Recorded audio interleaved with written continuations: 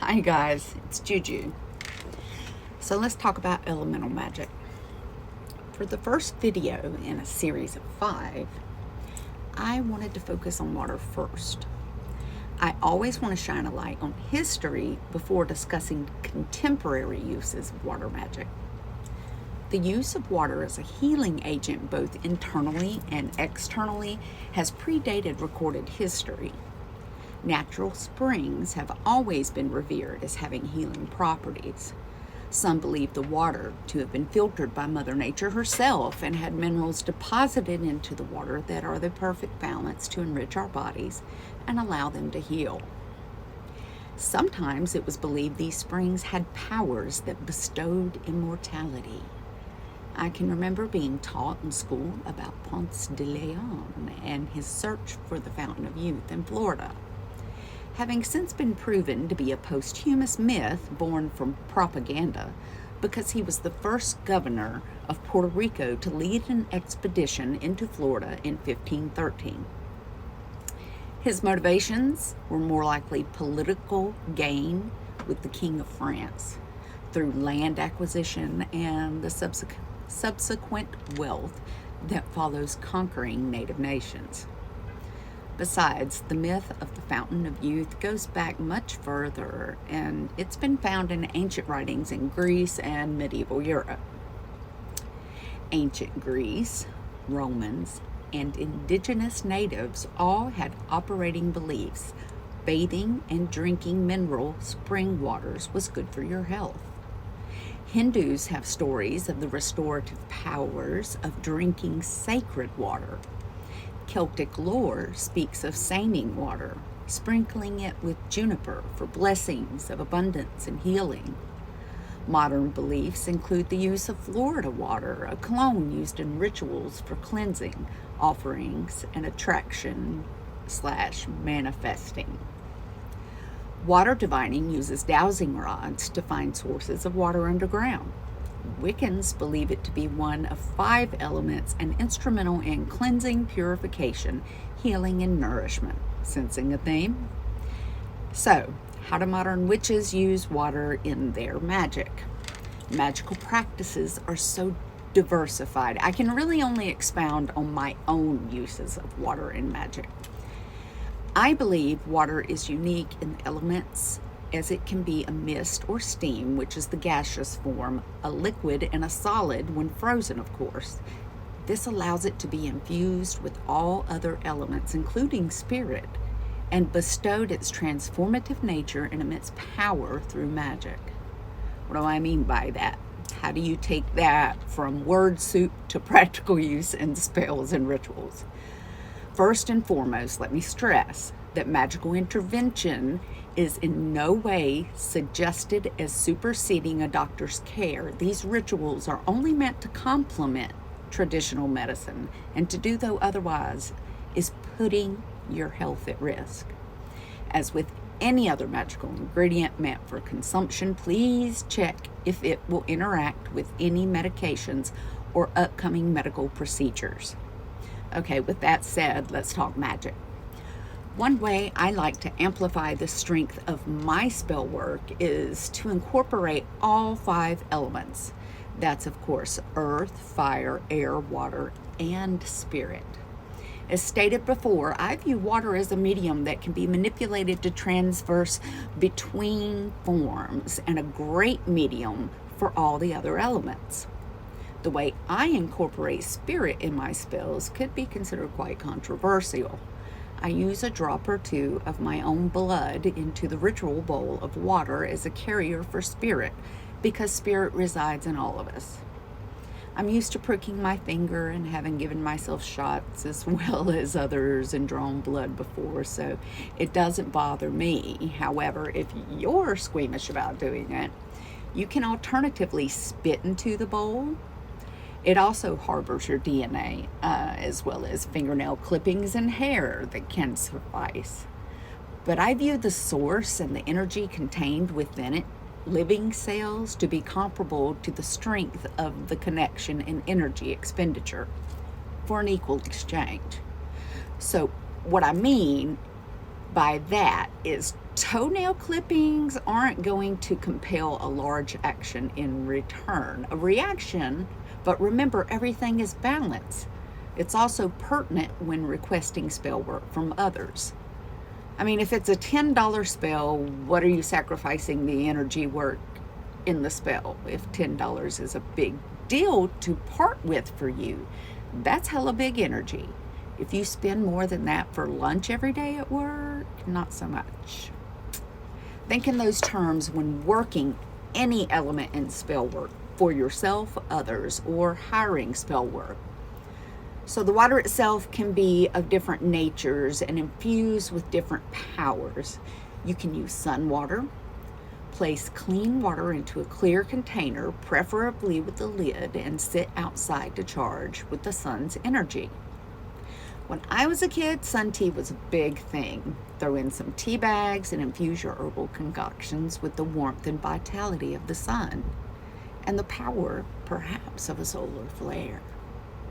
Alternatively, use moon water for a calming and serene energy that is equally as powerful, for she moves the tides. Correlate this with moon phases to grow or diminish the focus of your spell work.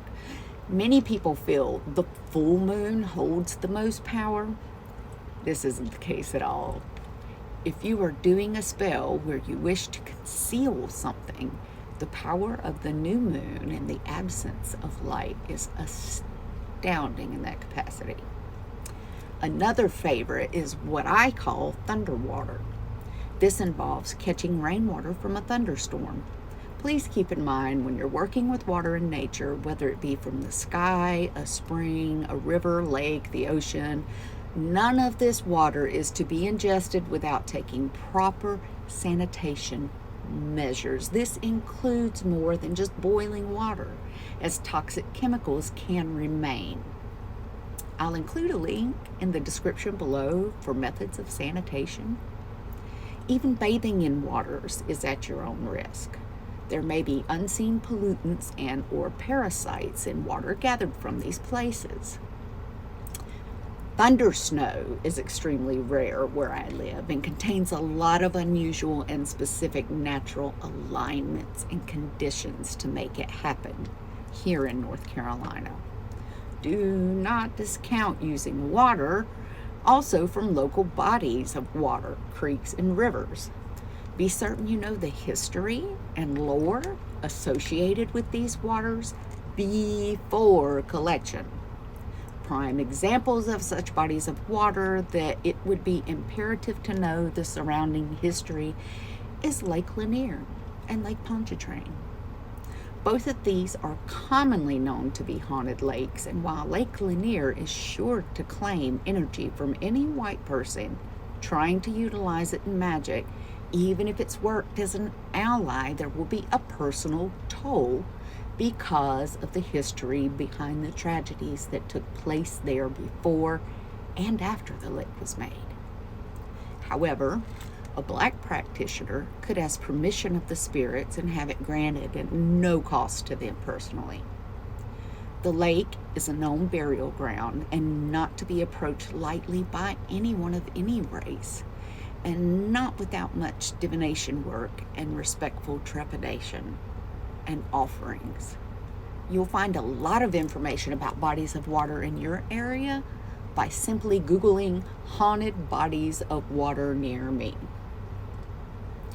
If you would like me to do a video on North Carolina's haunted bodies of water, let me know.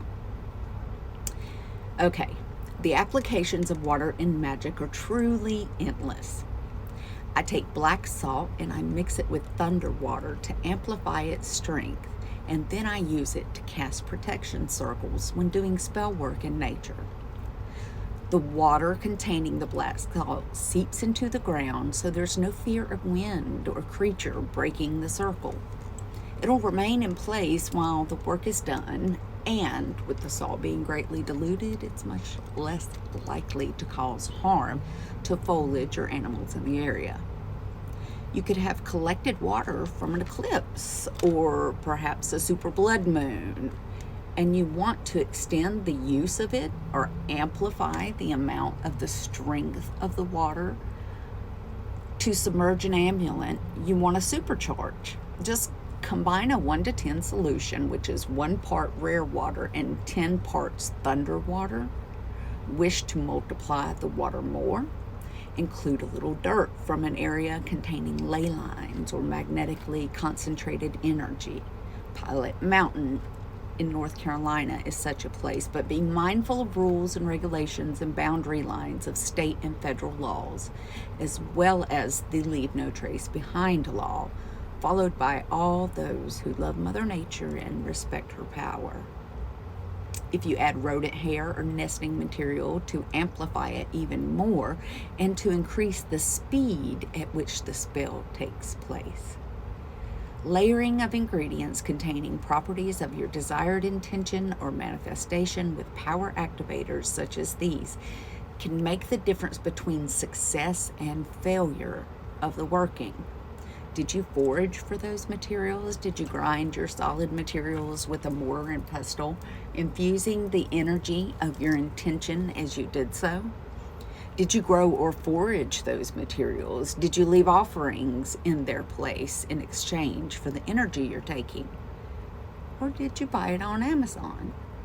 Now, don't get me wrong, purchasing materials in lieu of growing, foraging, collecting your own elements, and etc., that is not a bad thing. The only thing I want you to be mindful of is the energy exchange and its impact on the efficacy of your work.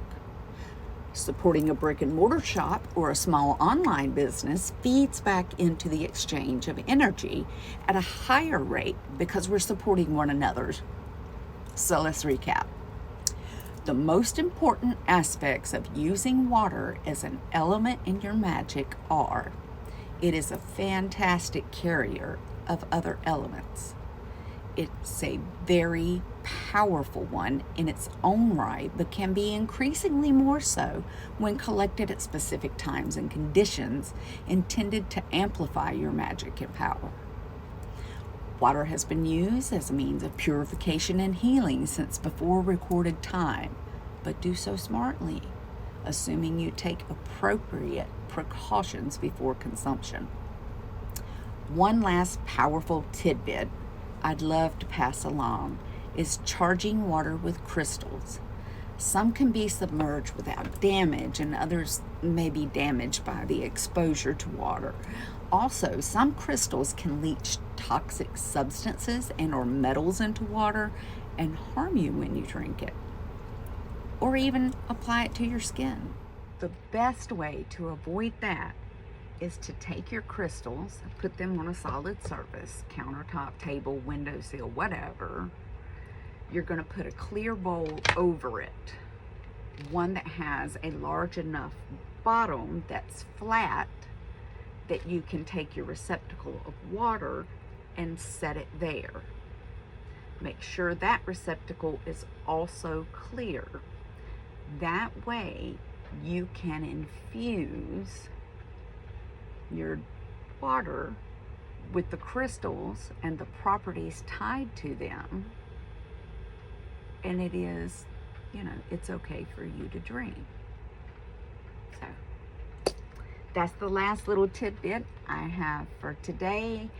I am sending love and light to you in these very trying times, and remember, guys, practice safe hex. See ya.